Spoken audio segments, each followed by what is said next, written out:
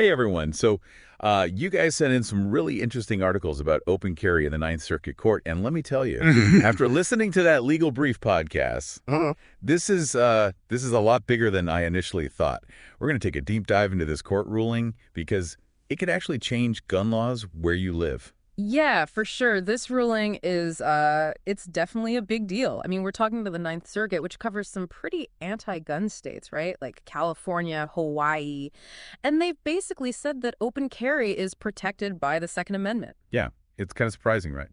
Considering their history with gun control. Totally. It's a pretty big shift.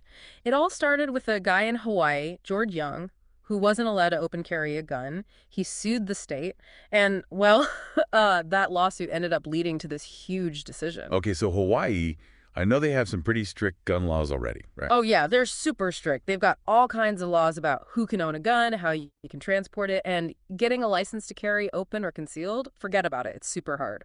So they really, really don't want people carrying guns around. Yeah, pretty much. They've made it really difficult for, everyday people to legally carry a gun, even if it's for self-defense. But Young argued that those laws violate his Second Amendment rights, and the Ninth Circuit actually agreed with him. They did, yeah. What's interesting is they really looked closely at the Second Amendment. They focused on that phrase, bear arms, and they connected it directly to the right to open carry. So they really dug deep into the meaning of the Second Amendment. Oh, yeah. And they referenced those big Supreme Court cases like Heller and McDonald, those cases that said people have the right to own a gun for self-defense.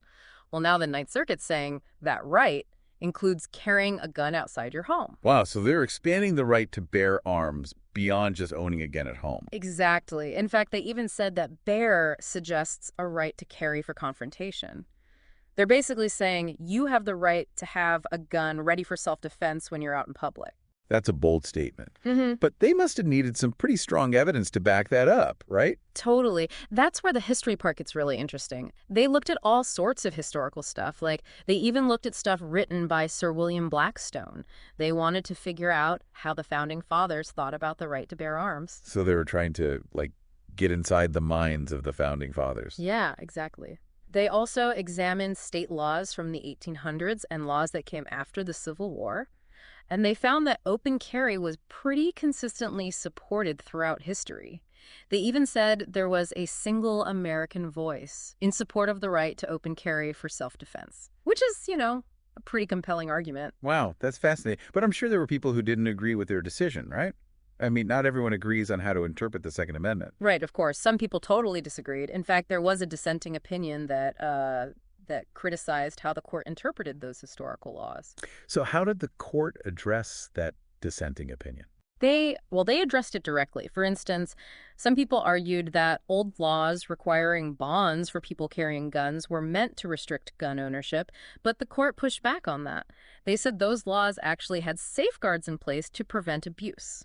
So they were making it clear that they were trying to understand the historical context, not just blindly applying Old English laws to America today. Exactly. They wanted to be really clear about that.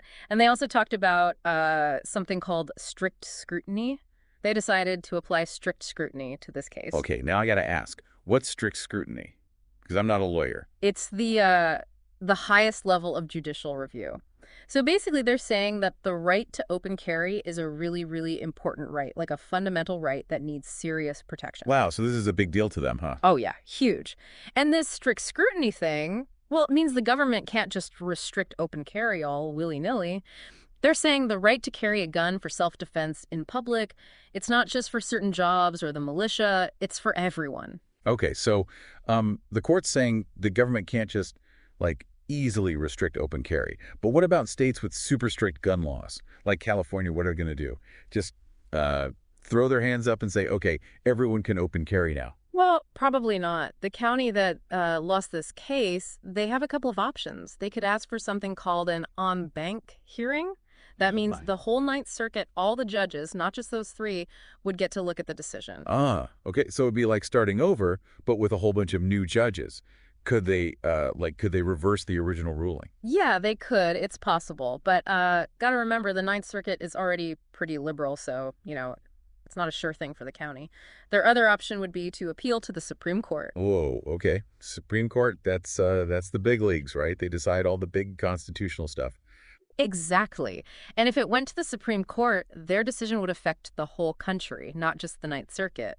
But there's no guarantee the Supreme Court would even take the case. They're pretty picky about what they hear. So what if, like, the Supreme Court says, nope, not interested, or the county just, gives up? Does that mean this ruling just stands and everyone in the Ninth Circuit can open carry? Yeah, most likely that's what would happen. And that's where things get really interesting. Like, how are states like California going to react? They're known for being tough on guns. Are they going to try to find loopholes or ways to, like, get around the ruling? Yeah, I can just imagine lawmakers scrambling, trying to figure out how to make this work with their current gun laws. It's a big challenge for them. And this whole thing could even lead to more lawsuits, right? People might start challenging other gun control laws, not just in the Ninth Circuit, but all over. It's like a ripple effect. Man, this makes you think. Yeah. It's not just about, like, laws and stuff. It's about people's safety, like their right to protect themselves. How do you balance those things? Right. It's a really tough question. This ruling goes right to the heart of the whole gun control debate. Yeah. You've got the Second Amendment, the right to bear arms, but then you've got to keep people safe from, gun violence. And this case just throws a wrench in everything. For so long, it's been all about stricter gun control, but this ruling seems to be going the other way.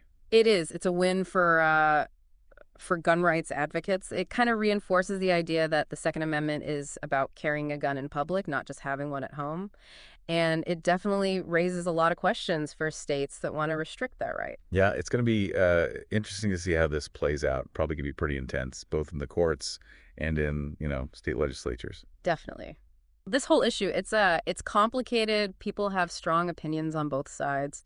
And this ruling, well, it's not the end. It's just like a new chapter in this whole gun rights debate in America. So out of everything, what stands out to you the most about this case? Like, what really grabbed your attention?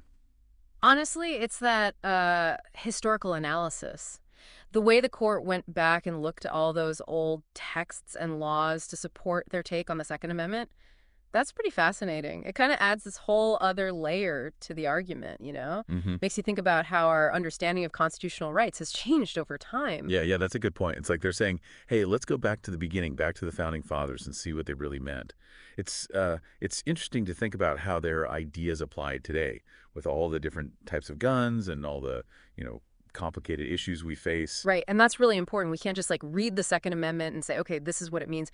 We have to think about the context, how interpretations have changed. It's like our understanding of rights. It's not set in stone, it's always evolving. And sometimes that evolution leads to, surprising results like this ruling. Totally. It shows how much tension there is between individual rights and public safety. And that tension, well, it's not just about guns. It's a part of so many debates in our society. Yeah, this ruling really forces us to think about that. Yeah. On the one hand, you've got the right to own a gun. Yeah. On the other, you have to make sure communities are safe. It's a tricky balance, and there are no easy answers. But that's what makes these deep dives so interesting. We're not just skimming the surface, We're getting into the nitty-gritty, looking at all sides, and challenging our own ideas. I agree. And this ruling definitely challenges some of the assumptions we had about the Ninth Circuit, Like, we thought they were always anti-gun. But this shows that even the most predictable legal landscapes can change in ways you wouldn't expect. Yeah, that's what's cool about the law. It's always changing, adapting to new interpretations and, the changing world around us. Okay, I think we need a quick break here. We've covered a lot, and I need a minute to process all this. Yeah, me too. Lots to unpack here. We'll be back in a sec to wrap things up and leave you with something to think about as you keep exploring this whole issue. All right, so we're back, and I'm still kind of reeling from all this. Like, this ruling could really impact gun laws all across the country, not just in the Ninth Circuit. Yeah, it could be a real game changer.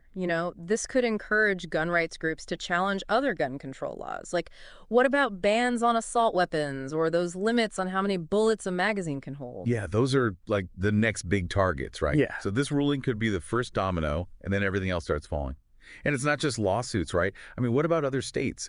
Could this ruling, inspire them to relax their gun laws? Oh, for sure. Especially in states where people are already pretty pro-gun. We could see some states going one way with looser laws while others stick with stricter ones. Man, that'd be a mess, right? Like, imagine driving across the country, trying to keep track of all the different gun laws in every state. It'd be so confusing and probably cause all kinds of legal problems. Exactly. We could end up with this patchwork of gun laws all over the country. And it's funny because for years it seemed like everyone was talking about stricter gun control, but this ruling goes in the opposite direction. Yeah, it's definitely a shift in the conversation, and it'll be interesting to see where it goes from here. This could be a major turning point in the whole gun rights debate. I think the most interesting thing about this whole case is that historical deep dive the court did. It Yeah. makes you realize that the Second Amendment, it's not just some words on paper. It has to be interpreted, reinterpreted as society changes and our understanding of rights changes too. Right. That's an important point. By looking at those old texts and legal decisions, the court is basically saying that our understanding of constitutional rights isn't like set in stone.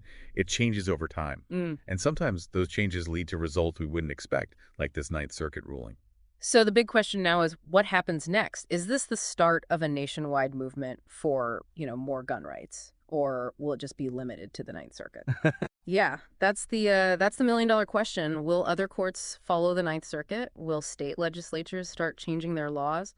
This ruling has opened up a whole new chapter in the gun rights debate, and there's a lot of uncertainty, a lot of potential for things to change. That's why I love these deep dives. We started with just one court case, and now we're talking about potential changes to gun laws all over the country, and even about how we interpret the Constitution. It really shows how even something that seems like an isolated event can have huge consequences. And it reminds us to really think critically, to look deeper and consider all sides of an issue, especially a complicated one like this. So we've looked at the legal arguments, the history, the potential impact of this ruling. But at the end of the day, it's up to each of us to decide what we think about this ruling and what it means for gun rights in America. Exactly. We've laid it all out for you, and now it's your turn to form your own opinions and get involved in this important debate. So as we wrap up this deep dive, I'll leave you with one final thought. The legal landscape can change quickly and sometimes in surprising ways, so stay informed, stay engaged, and keep sending us those articles. We'll be here to help you understand it all. Thanks for joining us.